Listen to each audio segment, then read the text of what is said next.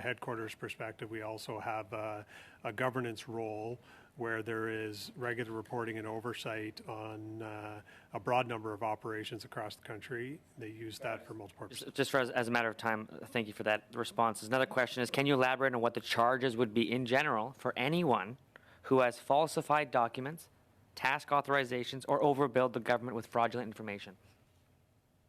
So in a broad context, not specific to any investigation, Exactly. I think you used the key word in the start of your question where you described the activity as fraud. There are potential offenses such as that. And what would that mean? What kind of charges? Fraud. Oh, sorry, what kind of criminal penalty would that entail? I would have to go back to the criminal code. I don't remember the exact penalties for, That's okay. for those sections. Given that both the Parliamentary Committee and the RCMP are investigating similar issues and may end up with similar evidence, how do you protect the integrity of key evidence from being leaked, for instance? Well, Sorry, there's no, for just leaked. So during our criminal investigations, there are expectations that our investigators will conduct themselves appropriately and professionally. There are internal consequences and there are potential criminal consequences for them leaking information. And then with respect to other bodies and entities that are conducting similar investigations, they'd be governed by whatever rules apply to those areas. In previous, you implied that there were multiple investigations running in parallel. Will Canadians have to wait for all investigations to be concluded, or will we hear results as you arrive at them? I would expect you will hear of results as we arrive at them, as long as there is no impact on other investigations through revealing that information. And just to clarify that point, you mean if these multiple investigations are connected in any way? That is the most likely way there would be conflict that would lead to us not revealing it publicly. So if we had 5 people in 5 different offenses that are disconnected, there would not likely be any conflict in revealing that we had arrived at charges against one individual. Thank you. Like identity fraud. That is the time. Next question. Turning now to Mr. Brock for 5 minutes, please. Commissioner, can you confirm that the next general election will not impede or interfere with your multiple investigations into fraudulent procurement practices and the potential laying of criminal charges? Mr. Chair, as I mentioned earlier, the independence of policing is a key thing for us, and it's respected, and we will not change the course because there's a general election. So the answer is no, it will not. That's right. Thank you, Commissioner. To either gentleman, the majority of MPs in the House of Commons voted for a Conservative motion that orders the Auditor General, the Department of Industry, and SDTC, the Green Slush Fund, to collect and submit them to the Parliamentary Law Clerk. The motion passed essentially programs the Parliamentary Law Clerk to hand over files to the RCMP. Yeah, just relevance. I know we flip back and forth on topics, but this is we're here today to discuss ArriveCan. Well, I'm going to allow, I give latitude. This is a matter before Parliament. Mr. Brock, you have the floor for 4 minutes. Thank you, Chair. Nice try, Ms. Shanahan. To hand over files to the RCMP, they will be delivered to the RCMP headquarters. Will you commit, Commissioner or Deputy Commissioner, to undertaking a review of those documents? I can say that any information that comes to the RCMP will go through appropriate level of review, using the appropriate resources to do so. And I don't know if you recognize the importance of a thorough police investigation into the Green Slush Fund. It's been discovered that over 186 different conflicts of interest, not flagged, not acted upon, which resulted in the delivery of 300... Yeah, I mean, I think we're going to have lots of time to talk about the SDTC. If the Conservatives are bored with the ArriveCan, we can certainly conclude it. Ms. Shannon, that's not a point, but I will note your willingness to have the RCMP back for the Green Slush Fund. Mr. Brock, you have the floor. Yeah, it's amazing the extent that the Liberal government will do to block our attempts to get to some answers. So $340 million taxpayer dollars sent out. If this were a publicly traded company, charges would have been laid, people would have been fired. There's such a difference between the public and the private spheres. So will you give Canadians and parliamentarians your commitment to reviewing this as swiftly as possible? Mr. Chair, I think Mark was pretty clear on the information we'd receive and the actions that we would take. Thank you. Now, I listened very carefully, Deputy Commissioner, to your exchange with my colleague, Mr. Barrett. Mr. Barrett gave you a hypothetical about potential charges, particularly in relation to the attempts by Mindone to delete thousands and thousands of relevant emails. Your response piqued my interest. Your response was, any person who thwarts a criminal investigation will potentially face consequences. And that's true for every Canadian, isn't it? That's correct, and for precision, my answer was not in the context of Mindone. Right. No, I understand. It was in a general context, but applies to every Canadian. But the same can't be said for our Prime Minister, Justin Trudeau, who single-handedly obstructed your investigation into an obstruction of justice charge in his involvement in the SNC-Lavalin matter. Name one Canadian, Commissioner. We're not talking about SNC-Lavalin either. Relevant. Chair, can we put an end to this? No, I do have to hear points of order. Mr. Brock, you have a minute 40 seconds. Commissioner or Deputy Commissioner, name one Canadian other than Justin Trudeau who can single-handedly block a criminal investigation. I'll give you some time to think about that. I can take that question immediately. I can say that there is not a single Canadian that can block an RCMP independent criminal investigation, period. Right. But Justin Trudeau did. Now, I'm looking at your conclusion and recommendation report into the SNC-Lavalin matter, and I'm looking at paragraph 23, which you probably don't have before you, and I want to basically reiterate this so that Canadians can understand where this investigation is at. Although you reached a conclusion not to charge Justin Trudeau, you indicate in 23 that your report does not translate to the absence of a criminal offense. Should additional evidence be uncovered corroborating a criminal intent to obstruct, it would be recommended that the occurrence be reopened for further investigation. So if Justin Trudeau cooperated with you and released cabinet confidences, particularly in relation to the firing of Jody Wilson-Raybould, would that further your investigation? Mr. Chair, I'd be speculating of the type of information that was received. We operate in the process, in the judicial process, and without having all the knowledge of the authority of the Prime Minister, I'll just leave it at that. But there are different rules governing different entities and processes. Brief last question, Mr. Brock. Do I still have time? You got one last question. Thank you. That doesn't answer the question. If Justin Trudeau released cabinet confidences to you, gave you full transparency, full accountability, would that be sufficient evidence for you to finally conclude whether or not reasonable and probable grounds exist to charge a sitting Prime Minister? Yes or no? If we had the totality of the information, Mr. Chair, we would be in a position to better assess the outcome of a file. Thank you very much. I turn now online to Mr. Weiler. You have the floor for 5 minutes, please, sir. Thank you, Mr. Chair, and I do want to thank Commissioner Duhem and Deputy Commissioner Flynn for being here today. And I know you're doing your best to provide us with all the information that you can within the challenges of making sure that you don't in any way compromise the investigations that you're undergoing.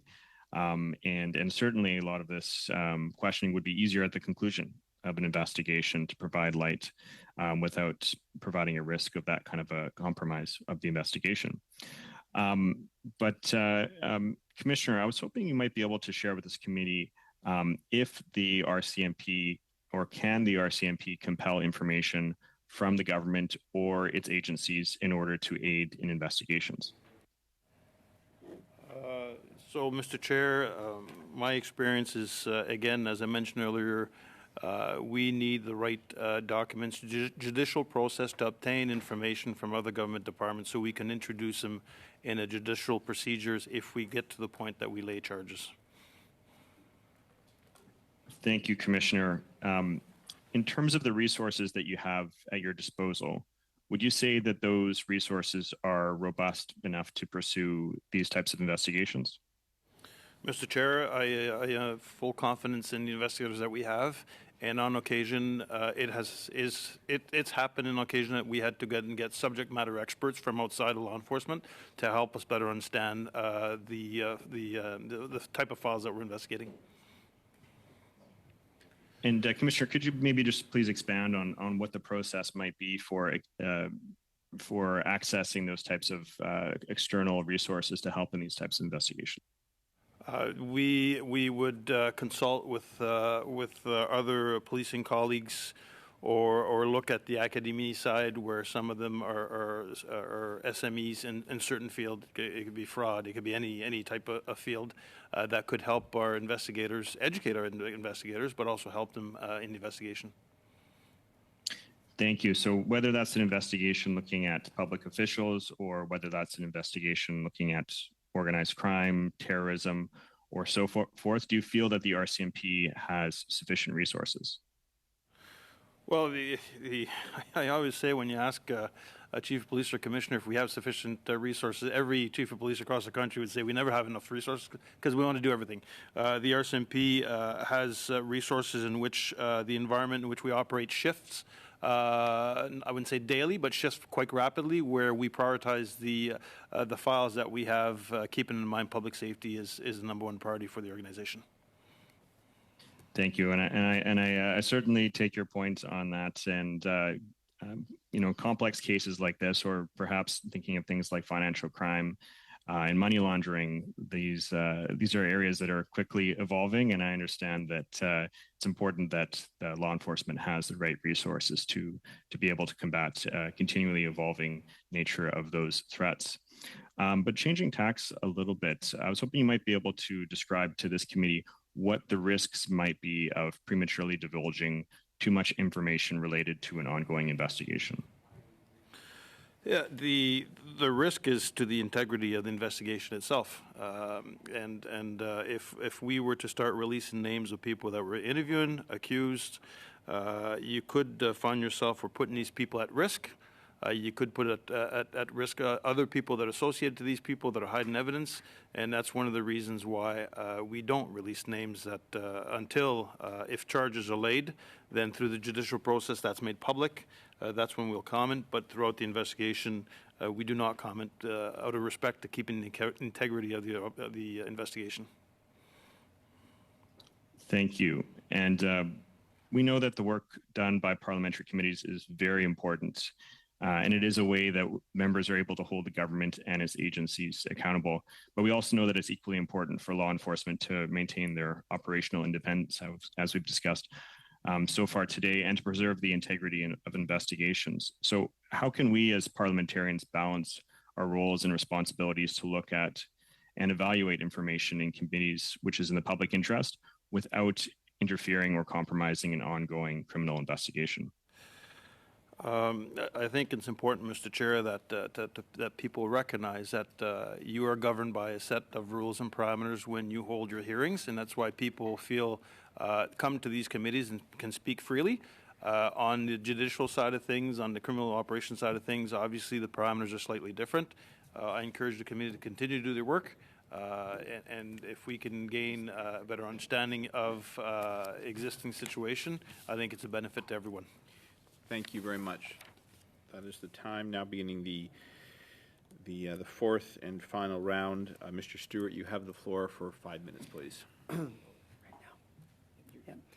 Thank you, Mr. Chair. I'd like to thank the Commissioner and Deputy Commissioner for being here today.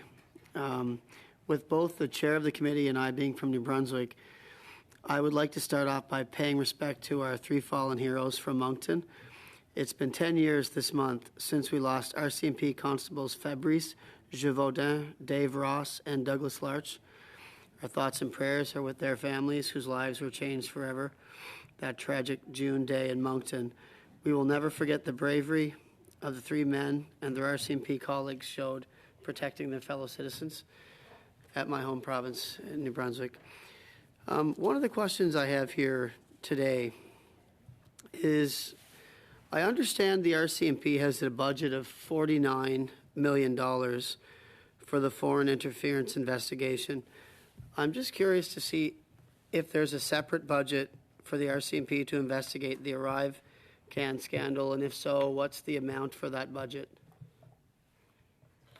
So, Mr. Chair, I'll start before I hand it over to Mark. I'll just start by recognizing I thank you for your comments with regards to our three fallen members. In fact, it's 10 years ago that this tragic incident, sad incident, happened that took the lives of three brave individuals, of three brave RCMP members. As for the budget, the amount that you referred to was 49.8 to 48.9. That was from was it HASA or? That was from an MC that went through a couple months ago, and Mark could further expand. But the budget for the organization is, there's a pot of money that comes into the organization, not always dedicated to a certain type of offense that we're actually investigating. And Mark can elaborate on the budget when it comes to federal policing. Yeah, I think it's key, as the Commissioner stated, that the $48.9 million is funding to look at a certain type of problem, not to fund a specific investigation. When you're looking at the broad federal policing budget, without getting into the complicated elements of it, we're over $800 million budget for federal policing. You'll see anything up to maybe $1 billion, anything down to $600 million. And we apply that based on the priorities that we have. Thank you. Was there a specific number just for the ArriveCan investigation? That's kind of what I was looking for, that number, if you had it.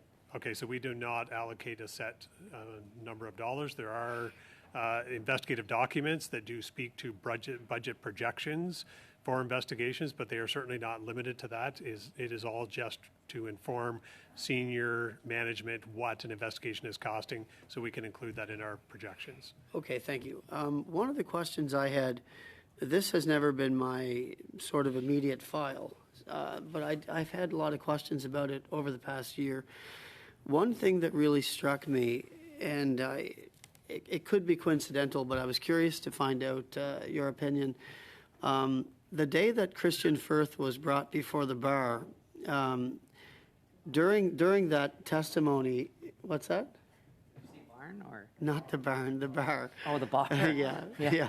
Sorry. That's a different story. But apparently, like during his testimony, he said something that caught my interest, and I'm paraphrasing here, but he essentially said that the RCMP investigated his home the day before. It might have been the morning of, but I thought in my mind right now it's the day before. Is there anything significant about that proximity? Nothing whatsoever. I'm not aware of any connection between the two activities. Okay. Nor, Mr. Chair, do we have the list of people when they're appearing and in front of what committee they're appearing. So. Right.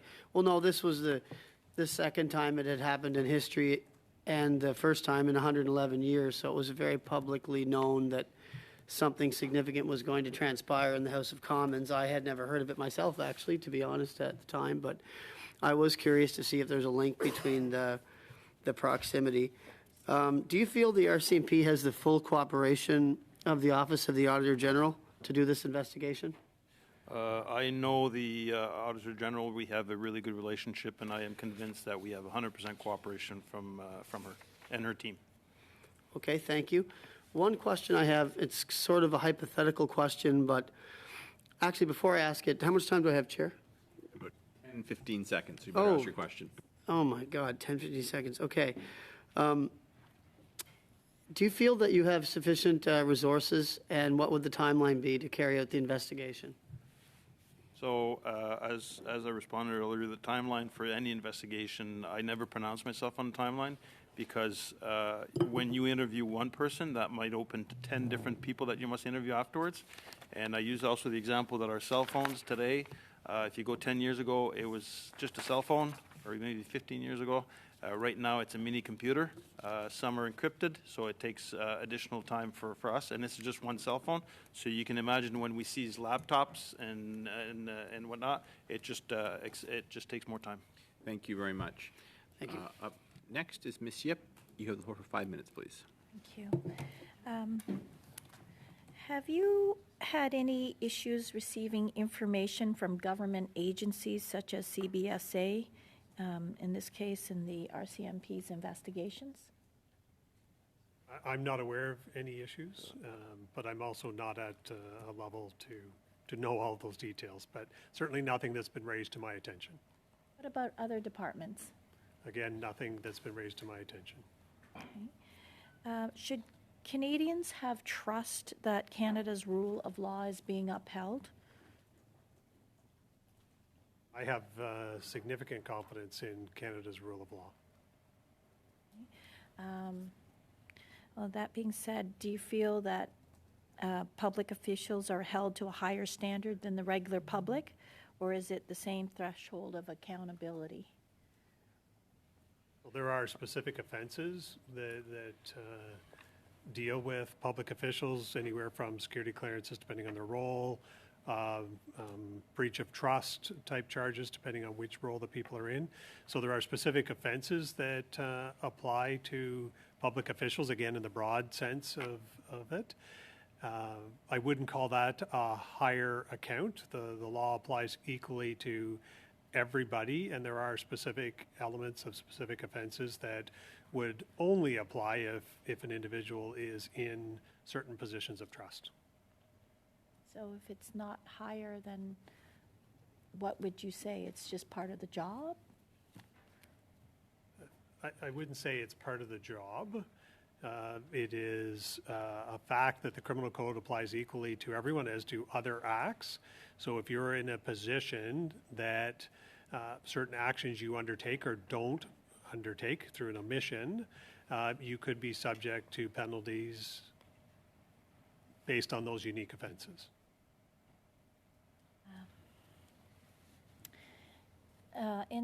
In your opening statement, there is the RCMP faces a delicate balance in all of your investigative efforts. What steps does the RCMP take to mitigate any future harm that may occur throughout the investigation? So, Mr. Chair, when I mentioned delicate balance is really delicate balance between the right to know and the need to know. And when you are investigating a file of this nature, there is a strong appetite by Canadians to understand and know what took place. But again, that's a balance where, as I said earlier, we want to make sure we protect the integrity of the investigation. So. If Canadians have information, where would they go to provide this information to the RCMP? There are different ways that information can be provided to the RCMP. There are some 1-800-TIP lines when it comes to the national security side. It can be reported online in certain areas as well. And there's other ways that can be reported with regards to remaining anonymous. So also in the opening statement, it mentioned that the RCMP is investigating and using all available information, including the Auditor General's Performance Audit Report and the Procurement Ombudsman Procurement Practice Review of the ArriveCan. What information are you looking at or for within the Procurement Ombudsman Procurement Practice Review? Mr. Chair, any information that would help us as previously mentioned, a criminal code offense, there's certain elements to a criminal code offense. So once we start getting a picture of what the offense could be, we are looking for any information that can assist us to support us in the elements of a criminal offense so that we could lay the appropriate charges. Is there anything that you would like to mention that you haven't answered in other questions? Not really, Mr. Chair. Just to reinforce the fact that I have full confidence in the professionals that we have in this organization that is leading this investigation. And as I committed earlier, at the end of the investigation, considering if the multiple files are not interconnected, we will release the information and inform the Canadian public of the work we've done. Thank you very much. Suivant encore, dernière fois, c'est Madame Sinclair Dingagé pour 2 minutes 30 secondes. For a final round, Ms. Degani, 2.5 minutes. Thank you very much, Mr. Chairperson. Now, in any investigation, when thousands of emails are deleted from an email inbox, is that considered an obstruction of justice? Mr. Chair, without having all the information at my disposal, well, it could indeed amount to an obstruction of justice, but I'm not apprised of all the details of what's occurred, what's been deleted, so it's difficult for me to make a definitive statement in the matter. Thank you. In the case of ArriveCan, it was drawn to our attention, the fact was drawn to our attention that thousands of emails were deleted by a public servant before they left on sick leave. Now, Mr. Flynn said earlier in response to a question that he wasn't informed of potential cases of obstruction of justice. Is that because you weren't aware that there were thousands of emails deleted that could compromise certain public servants and officials? I'll allow Mr. Flynn to elaborate on his previous comment. Context under which you're asking it at this time. My answer was with respect to any obstruction from any government entity with respect to what we were doing. In the context of this investigation, my answer has been consistent. I'm not going to speak to anything with respect to the ongoing investigation into ArriveCan.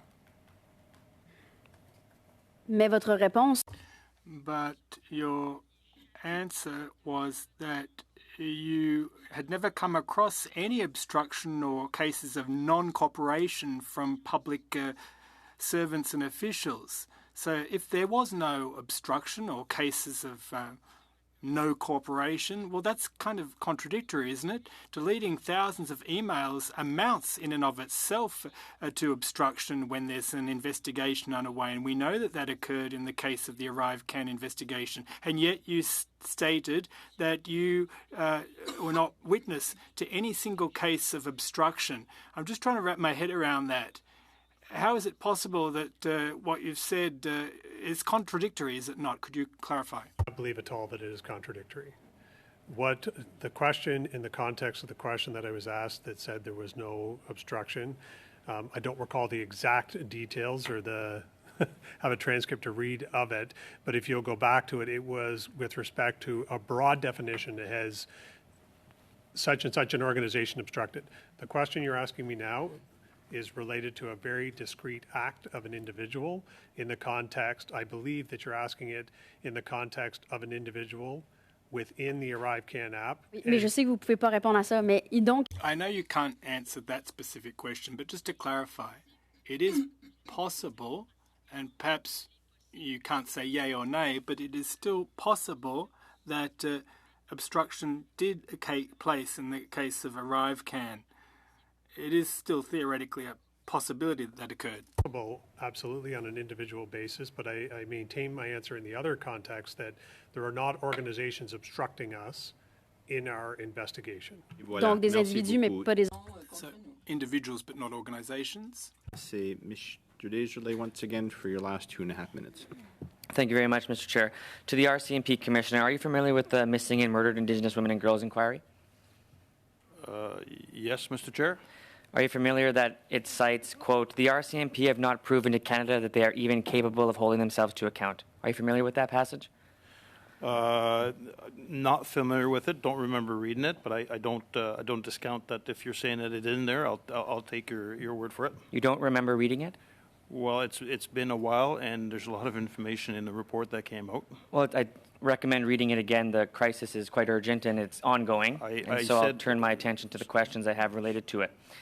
Considering that you haven't read it in a while, I'd suggest that you do, particularly in advance to the questions that I would ask. And if you can't answer them, I'd hope that you can supply them in writing, because it is, of course, a national emergency. A national emergency. please, and I hope you can understand the gravity of this case and these issues. It's been ongoing. We've now had 5 years since the tabling of the national inquiry. We've had hundreds of women come forward talking about the misconduct of the RCMP. In Alberta alone, we've had a case where a 33-year-old constable was charged and arrested with child sexual exploitation. The families and victims of that are scared, and they feel as though justice has not been met. The officer was suspended with pay. Do you find that to be justice? So, Mr. Chair, I did not say that I did not consider this a crisis. The question that was asked to me is if I remember the line that the committee member read. And I, of all people, I understand the crisis that was brought to us. The RCMP has a unit that looked at all the recommendation, and I've had a chance for the last year and a half to travel across this great country and meet with the folks who are doing the work on the ground with the different communities, and I can tell you that there's some excellent work going on based on the recommendations that came out. With all due respect, it has to be more urgent. To the Commissioner, you have to understand, this is every single day. This is lives of real people, women who do not have trust in the RCMP. It's a critical issue of national import, and should we not have justice, like the case I just mentioned, it creates real distrust. Real distrust. A 33-year-old constable at the RCMP was charged and arrested for child sexual exploitation and received a suspension with pay. Is that justice? Mr. Chair, I wish to remind the committee member that there's also a criminal investigation that's taken part, and what he's referring to right now is the internal process that the organization has when it comes to code of conduct investigations. So would that be justice? Justice will be served through the criminal courts. And what steps will you take other than updating the uniform to directly support the work that needs to be done to ensure that the RCMP can gain more trust with Indigenous peoples and their nations? Or is it about time that we actually enhance the policing agreements that are put in place with First Nations and allow First Nations, Inuit and Métis to police themselves? So, Mr. Chair, I can confirm with you that the entire organization is aware and is doing all they can to rebuild the trust and work with the communities across this country to rebuild that trust and to assist the communities when we can. Thank you very much. That is the time. Turning now to Mr. Brock, you have the floor for 5 minutes. A point of order before you start my time. A number of members, including myself, have asked for information from both of these witnesses. These witnesses from time to time have agreed to supply us with information. Is it your intention to inform them as to what our usual return time is for the delivery? At the very end? Yes, I'll do it, yes. Okay, thank you. All right, gentlemen, a different topic. March the 20th, Minister for Public Services and Procurement Canada, Duclos, and President of the Treasury Board, Anon, addressed the Government Operations Committee, revealing that through a combination of tips and advanced data analytics, they had uncovered 3 subcontractors engaged in fraudulent billing across 36 government departments, amounting to nearly $5 million. They confirmed at committee, as they did at a national press conference, that all 3 subcontractors had been referred to the RCMP. The department officials then testified approximately 2 months thereafter, initially refused to provide the names of those subcontractors to committee. Only after we brought to their attention that parliamentary rules trump privacy, they actually revealed the identity of 3 individuals, not corporations, but individuals. Have those individuals, are they currently being investigated, or has the investigation been complete and charges laid? So I am very much aware of the situation that you're describing. And I will go back to my previous statements that I will not be speaking to or confirming any active investigations into these specific incidents. Is this an active investigation? As I said, I will not be confirming that. You won't confirm nor deny? I will not confirm nor deny, but I go back to my earlier statements that the RCMP is involved in a broad number of investigations regarding procurement irregularities. Okay. During that same period, both ministers outlined that this discovery, which traced back to almost 6 years, was merely the tip of the iceberg, suggesting a potential series of revelations to follow. The minister noted that 5 to 10, this was Duclos, 5 to 10 additional cases were currently under scrutiny. Subsequently, the Department of Public Services and Procurement Canada describes this as a first wave. They disclosed that another 5 to 10 cases were under examination. So, when Minister Duclos appeared at committee not too long ago, this was probably 2.5 months removed from his announcement of a potential second wave. I asked him specifically on 4 subsequent occasions, of those 5 to 10 companies currently under review for fraudulent billing, have any of those cases been referred to the RCMP? Wouldn't give me an answer. So, let's talk to the source. Has Minister Duclos or a member of his department, or Minister Anon or a member of her department, referred additional cases to the RCMP? I'm not asking you to opine on the nature of the investigation. I'm asking for a confirmation. Has a referral been made? As I stated earlier, there are numerous investigations. That's not good enough. Canadians need to know. There's no transparency or accountability with this Liberal government. I'm not asking you to jeopardize the nature of the investigation. I'm asking you to confirm. Has the Government of Canada made additional referrals? Yes or no? You're asking me to answer a question in a manner that I cannot provide you the precision in which you're asking it. There are many ways that investigations come to us. I know that we are currently investigating several matters, as I stated But why is earlier. it that you had no problem confirming that when the Auditor General referred a matter to you, you were investigating, but you can't confirm whether a minister or his department or her department made a referral? You can't opine on that. You see the disconnect there, Actually, Deputy? Mr. Chair, I can give very accurate precision as to why that. I sat in a meeting personally with the Auditor General and the Commissioner where we had a discussion about the Auditor General referring information to us and offering her support in pursuit of a criminal investigation. What you're asking me for now, I have not personally been involved in those circumstances. I can say that organizationally, there are circumstances that have led to us conducting numerous investigations into procurement irregularities. If I had had the opportunity to complete my answer in the question earlier, as I attempted, I would have explained to you that I was lacking that precision because of a lack of my personal involvement or review of the Confirm to information. committee, can you confirm to committee that either of those two ministers or members of their respective departments have made additional referrals with respect to fraudulent procurement billing? Can you confirm? Yes or no? I do not have that information with me. I understand, but will you supply that to the committee within so many days?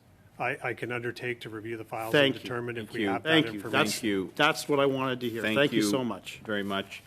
And ending us out, I believe it's Miss Bradford. Thank you, Miss Bradford. Thank you, Mr. Chair. Okay, so just continuing along that, so Deputy Commissioner Flynn, the member opposite just mentioned that the Liberal government lacks transparency. Can you remind us whether or not the RCMP is overseen by the Liberal government?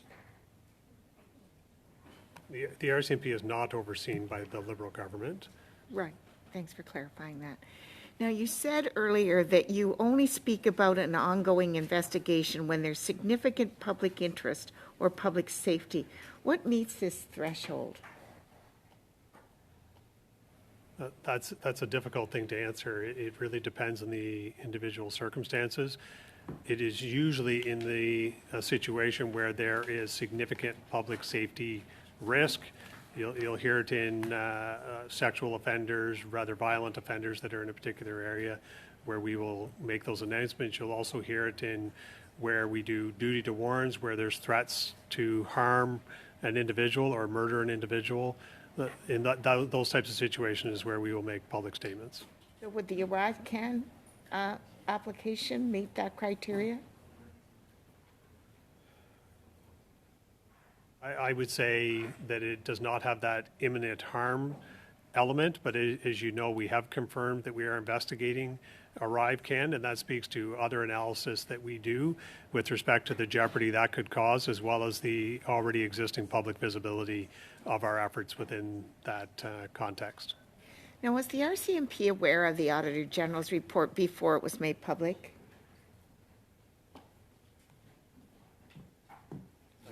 I was not aware of the details of the Auditor General report. I don't know if you were, Commissioner. No, Mr. Chair, not of the details, but I was informed a couple days before that she would be tabling her report. Did she approach you at all at any point? Or did you end up approaching her? I believe it was the Auditor General that requested a meeting with me to talk about ongoing audits, but also to inform me of the tabling of the report. And has the RCMP been given the same access to the same information that the AG used for her report on ArriveCan? I wouldn't be able to answer that, Chair. And again, I go back to what I referred to earlier. We want to make sure that every information that we do obtain is obtained in a legal fashion so that we can incorporate it into investigation. And if it leads to charges, it could be used in a judicial procedure. What would the legal risk be if the RCMP, what would they be susceptible to for prejudicing an investigation on someone who turns out to be found innocent? There are numerous things. There's civil liabilities.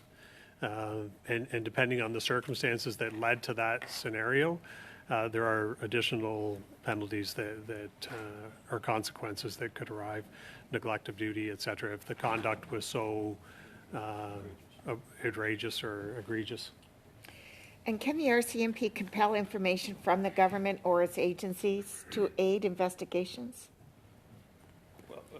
Again, it goes, Mr. Chair, to what I said earlier, providing we use the right format to obtain the information, being before the courts to have the government departments release the information. So again, so that the information could be used in a judicial proceeding. Now, while the law applies to everyone equally, it may not be distributed evenly between the public and private sectors. Are you obliged to provide information to separate arms of Parliament, such as the AG, if the information and investigation you have conducted does not lead you to pursue criminal charges? So we can be obliged based under their authorities and their audits, again, through various processes that are in place for exchange of information between organizations. Do you believe that there is greater oversight over the public service rather than the private service, considering the level of scrutiny, oversight, and regulations that the public service employees are required to follow? How do you feel this impacts third-party contractors, such as GC Strategies, who work with the public service? So, Mr. Chair, I am not aware of the oversight practices that exist in the private sector, nor am I aware of all the oversight practices that exist in the government departments. So I would not be at liberty to respond. Okay. I don't think I have any further questions. Okay. That is not a problem. Thank you, Commissioner Duhem and Mr. Flynn, Deputy Commissioner Flynn, for your testimony and participation in relation to the study report 1 ArriveCan. We soumettre des informations supplémentaires à la greffier. You can submit additional information by way of the clerk and also ask any questions you may have of the clerk. Generally, and I don't think there'll be a problem with this because you've been very forthcoming today, as within the limitations you had outlined, we do like to have information from witnesses within about 3 weeks. If you hit an obstacle, just please let us know and we'll take that under consideration. But again, I want to thank you both for being here today and for being flexible with your schedule. I will excuse the witnesses. Gentlemen, you're free to go. I do have a little bit of just brief committee business, and I will just proceed to it because I don't want to keep members here for any longer than necessary. A reminder to all members that should you or your staff wish to consult the unredacted statement of work, to please email the committee inbox, that's the PAC, Parliamentary Public Accounts email, to schedule time with the clerk this week. Now, quickly before I leave, if there's discussion, I am happy to bring this back to us on Thursday. I don't think there'll be any concern on this because, well, let me go through it. Before we leave, I'd like to present report 2 and 3 of the subcommittee. If you can put your earpieces in if you want to hear this. Votre sous-comité s'est réuni. Your subcommittee met on the Tuesday, the 4th of June 2024 to discuss the committee's business and undertook to make the following recommendations. 1, that the committee dedicate 1 meeting to the ArriveCan report 2024 on the part of the Auditor General of Canada, and 1 meeting to consider the draft reports before the summer break. 2, that reports 5 through 7, 2024 of the Auditor General be referred to the committee on Tuesday, June 3rd, 2024, i.e. the upcoming reports being studied by the committee. In this report. Now, obviously the first point is moot because a subsequent motion passed by this committee has changed this. So there's not going to be another ArriveCan report before we rise. Could I look for agreement to concur this in? Yes, I'm seeing yes. I'm seeing no disagreement. Okay, that is concurred in. Again, if you put your pieces in.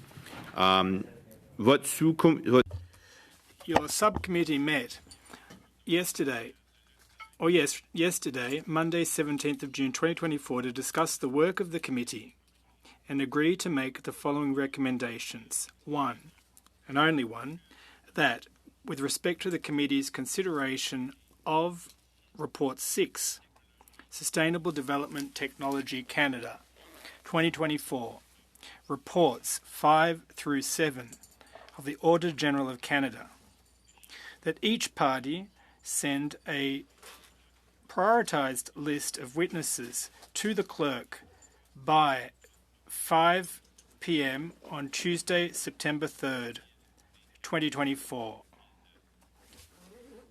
3 p.m., not 5 p.m. To have witnesses for that next report by September 3. Yes, Ms. Yep. Okay. I have a question on the June 4th report. It says here that 1 meeting to the consideration of draft reports prior to the summer period. How will we fit that in?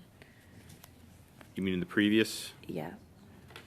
Well, as I said, that is moot. So I was, unless you would like me to squeeze it in, I was not planning on squeezing it in. Well, I just thought on Thursday, if we're coming anyways, do the draft reports instead of the STDC reports. Well, as I said, that is moot Right. because this committee passed a motion to have the witnesses in next Thursday. So that one's already been concurred in. Can I go back to this subcommittee from yesterday? Could I have this concurred in that witnesses will not come until the end of the summer? Yes. I believe